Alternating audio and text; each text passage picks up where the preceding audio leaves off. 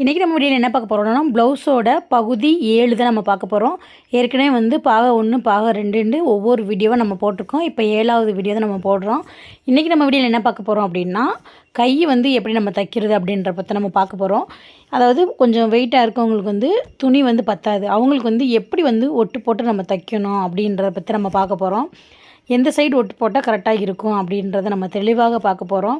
ஏன்னா வந்து சில பேர் வந்து கைக்கு உள்ள தானே அப்படின்னு சொல்லி லைனிங் துணி தானே நம்ம இருக்க துணியை வச்சு அட்ஜஸ்ட் பண்ணி தச்சு விட்ருவோம் அப்படின்னு நினைப்பாங்க. அந்த மாதிரி வந்து என்றைக்குமே நினைக்காதீங்க.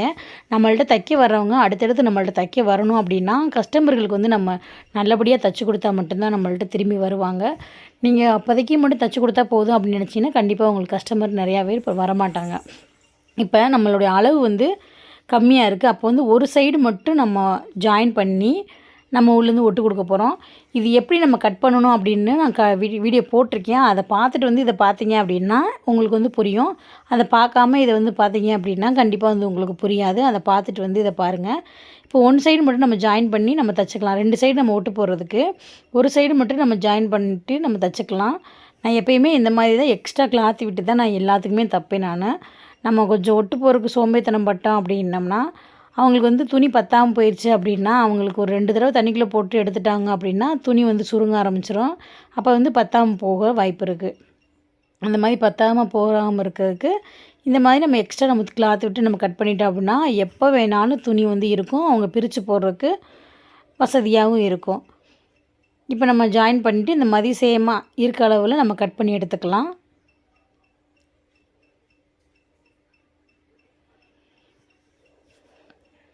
இப்போ கரெக்டாக வச்சுட்டு அந்த கிளாத் எவ்வளோ இருக்கோ அந்த அளவுக்கு நம்ம கட் பண்ணி எடுத்துக்கலாம்.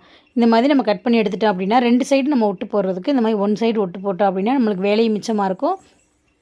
நம்மளுக்கு வந்து ஒரு சைடு வந்து நம்மளுக்கு நல்லாவும் இருக்கும். இப்போ வந்து நம்ம தச்சு தான் திருப்ப போகிறோம். உங்களுக்கு துணி நிறையா இருந்துச்சு அப்படின்னா எம்மிங் பண்ணிக்கோங்க. இப்போ சாரீ துணியில் வந்து நம்மளுக்கு கம்மியாக தான் இருக்குது. அதனால் தச்சு திருப்பி விட்டோம் அப்படின்னா நம்மளுக்கு வேலையும் மிச்சமாக இருக்கும்.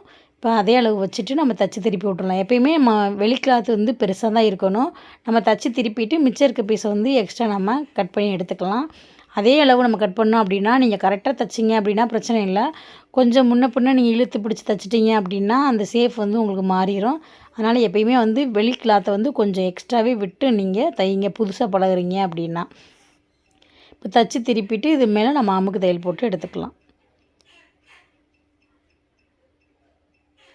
நிறைய டிசைன் ப்ளவுஸ் வீடியோ நம்ம சேனலில் இருக்குது. ஒவ்வொன்றும் ஈஸியான முறையில் தச்ச ப்ளவுஸ்லேயே நிறைய ப்ளவுஸ் நம்ம வந்து தைச்சி போட்டிருக்கோம். ஏன்னா தைக்க தெரியாதவங்க வந்து இந்த மாதிரி ஒரு தச்ச ப்ளவுஸில் டிசைன் ப்ளவுஸ் தைச்சிங்க அப்படின்னா ஈஸியாக உங்களுக்கு பழக ஒரு நல்ல வாய்ப்பாக இருக்கும். நீங்கள் புதுசாக பழகும்போது அந்த மாதிரி டிசைன்களை ஃபஸ்ட்டு நீங்கள் பழகிட்டு அடுத்து உங்களுக்கு எந்த டிசைன் பார்த்தாலும் உங்களால் தைக்க முடியும். அந்தளவுக்கு வந்து ஒவ்வொரு டிசைனும் ஈஸியாக போட்டிருக்கேன். நீங்கள் சேனலுக்குள்ளே போய் பார்த்தீங்க அப்படின்னா உங்களுக்கு ஈஸியாக புரியும் நான் சொல்கிறது. இப்போ நம்ம தச்சு திருப்பிட்டு இந்த சைடில் நம்ம லைனிங் கிளாத்தோடு ஜாயின் பண்ணி எடுத்துக்கலாம். இப்போ வந்து நம்ம தச்சிட்டோம். நம்ம இப்போ அதே சேஃபில் நம்ம இந்த மெத்தடில் இந்த கையும் நம்ம தச்சு எடுத்துக்கலாம்.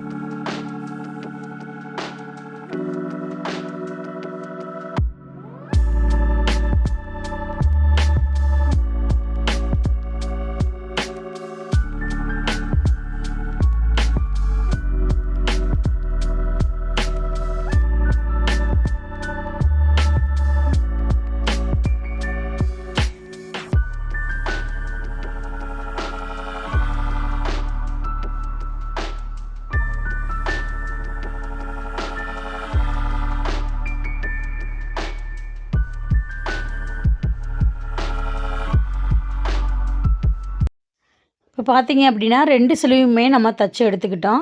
இப்போ 2யுமே ஒன்றா வச்சுட்டு இப்போ வந்து நம்ம எக்ஸ்ட்ரா இருக்க கிளாத்தெல்லாம் நம்ம பார்த்துட்டு நம்ம அந்த சேஃபுக்கு நம்ம கட் பண்ணி எடுத்துக்கலாம்.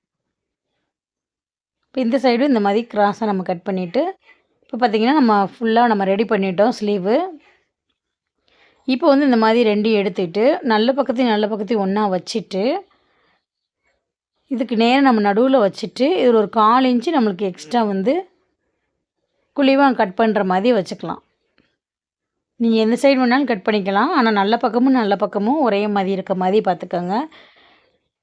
இந்த மாதிரி 2 நல்ல பீஸையும் ஒன்றா வச்சுட்டு நம்ம வெளிப்பக்கமாக வச்சுக்கணும். வச்சுட்டு இந்த மாதிரி ஒரு 1/4 இன்ச்சு கிராஸாக நம்ம கட் பண்ணி எடுத்துக்கலாம். இந்த 1/4 இன்ச்சு நம்ம கட் பண்ணி எடுத்துட்டோம் அப்படின்னா நம்மளுக்கு வந்து கை வந்து சுருக்க வராமல் நீட்டாக இருக்கும். சுருக்க வராமல் கட்டிங் எப்படி போடணும் அப்படின்ற வீடியோ நீங்கள் கண்டிப்பாக பார்த்தா மட்டும்தான் உங்களுக்கு கையில் வந்து சுருக்கம் வராது. கண்டிப்பாக அந்த வீடியோ பாருங்கள். இதை பார்த்துட்டு போயிட்டு கூட உங்களுக்கு அந்த வீடியோ அடுத்தடுத்து உங்களுக்கு லிங்க் வரும். அதை பார்த்துட்டு நீங்கள் ஈஸியாக பழகலாம்.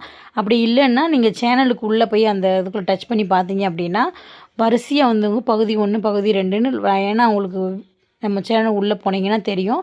அப்படி போய் பார்த்துட்டு அதை செக் பண்ணுங்கள். உங்களுக்கு ஈஸியான முறையில் நீங்கள் புதுசாக நீங்கள் பழகுறீங்க அப்படின்னா நீங்கள் கிளாஸுக்கு போய் கூட பழக தேவையில்லை. இந்த வீடியோ நீங்கள் ஒரு தடவைக்கு 2 தடவை பார்த்தாவே போதும். உங்களாலேயும் ஒரு டெய்லர் ஆக முடியும். கண்டிப்பாக பாருங்கள். நம்ம சேனலை மறக்காமல் சப்ஸ்கிரைப் பண்ணுங்கள்.